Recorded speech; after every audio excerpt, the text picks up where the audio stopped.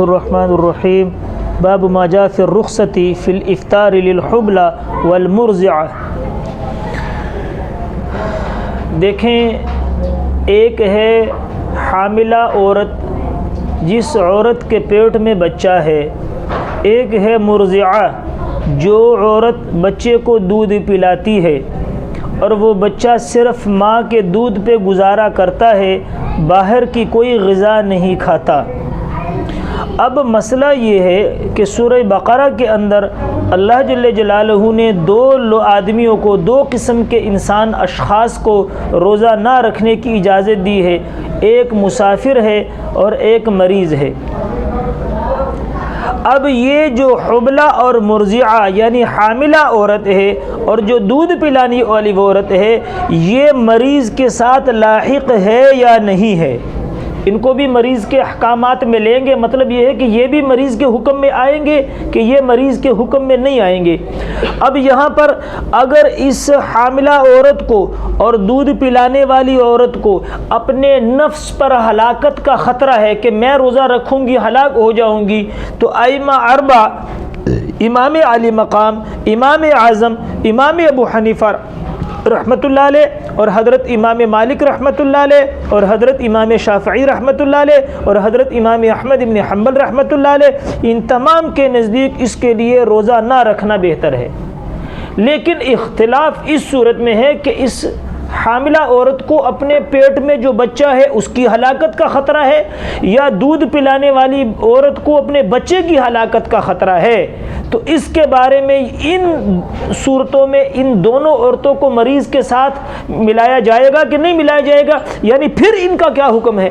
تو احناف، امام علی مقام، امام اعظم ابو حنیفہ رحمۃ اللہ علیہ کہتے ہیں کہ اگر بچے پر بھی ہلاکت کا خطرہ ہے تو بھی یہ مریض کے حکم میں ہے، یعنی اگر انہوں نے روزہ نہ رکھا یا رکھ کے توڑ دیا، روزہ رکھ لیا لیکن بعد میں ان کو یہ خدشہ ہوا کہ بھئی بچہ مر جائے گا، بچہ باہر کی غذا نہیں لیتا، ماں کا دودھ پیتا ہے اور ماں کہتی ماں کے اندر کچھ کھائے گی تو دودھ آئے گا،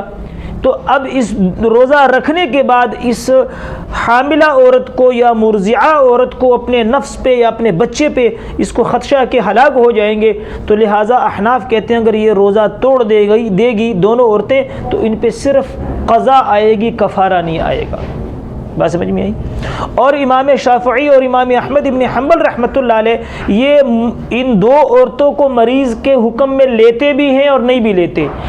اس لیے ہے کہ ان کے لیے روزہ نہ رکھنا اور روزہ رکھ کے توڑ دینے کی اجازت بھی ہے، لیکن یہ دو حضرات، دو چھوٹے امام کہتے ہیں کہ یہ قضا بھی کرے گی اور فدیہ بھی دے گی دونوں۔ اور حضرت امام مالک رحمۃ اللہ علیہ فرماتے ہیں کہ یہ جو حاملہ ہے یہ تو قضا کرے گی اور جو مرضعہ ہے جس نے بچے کو دودھ پلانا ہے یہ قضا بھی کرے گی اور فدیہ بھی دے گی، یعنی چاروں اماموں کے اقوال الگ الگ ہیں اس مسئلے میں، چاروں اماموں کے اقوال الگ الگ ہیں۔ اور اسی طرح یعنی ہر آدمی کا بھی حکم ہے کہ ایک آدمی نے روزہ رکھا، رمضان المبارک کا روزہ ہے، اور ایک بات اور یاد رکھیں کہ کفارہ صرف رمضان المبارک کے روزوں میں ہوتا ہے۔ جتنے بھی کفارہ اگر احکامات آئیں گے کفارے کے تو یہ قانون یاد رکھنا کہ کفارہ صرف رمضان المبارک کے روزے میں ہے، باقی جتنے بھی روزے ہیں، نفل روزہ ہے، واجب ہے، کفارے کا ہے یا رمضان کے قضا روزے ہیں، ان کو رکھ کے توڑ دیا تو صرف قضا واجب ہوتی ہے، کفارہ نہیں آتا۔ کفارہ صرف رمضان کے روزے کا آتا ہے۔ لیکن رمضان کا روزہ رکھا اور ایک آدمی ان عورتوں کے علاوہ آدمی ہے، مرد ہے، اور وہ ایسا بیمار ہوا، ایسا کچھ ہوا کہ مرنے کے، اس کو اپنے کسی عضو کے تلف ہونے کا یا اپنی جان کا خطرہ ہے، تو اس کے لیے بھی فقہا کہتے ہیں اگر وہ روزہ توڑ دے گا تو صرف قضا آئے گی، کفارہ نہیں آئے گا۔ کفارہ رمضان کے روزے کو جان بوجھ کر توڑنے سے کفارہ آتا ہے۔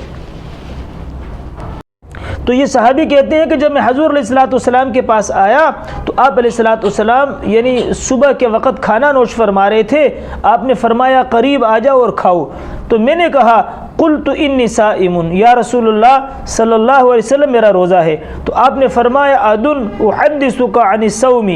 او الصیام تو راوی کو شک ہے کہ آپ نے عن الصوم کہا کہ سیام کہا، کہ فرمایا کہ اللہ جل شانہ نے مسافر سے وزع عن المسافر الصوم وشطر الصلاۃ، کہ آپ نے مسافر کو روزہ نہ رکھنے کی بھی رخصت دی ہے، اور سفر کی حالت میں جو رباعی نمازیں ہیں 4 رکعت والی ان میں سے بھی 2 رکعتیں معاف ہیں۔ اور وعن الحامل او المرضع الصوم او الصیام، سمجھ آئی؟ اور یہ بھی آپ علیہ السلام نے فرمایا کہ حاملہ اور مرضعہ سے بھی یہ چیزیں، لیکن یہاں پر راوی کو شک ہے کہ بھئی آپ نے یہاں پر بھی سیام کہا کہ صوم کہا، سمجھ آئی کہ نہیں آئی؟ تو اس روایت سے معلوم ہوا ہے کہ یہ دونوں بھی مریض کے اندر ملحق ہیں، لیکن اپنے نفس کے بارے میں، اور بچے کے بارے میں جو اختلاف ائمہ کا ہے وہ ہم نے عرض کر دیا ہے۔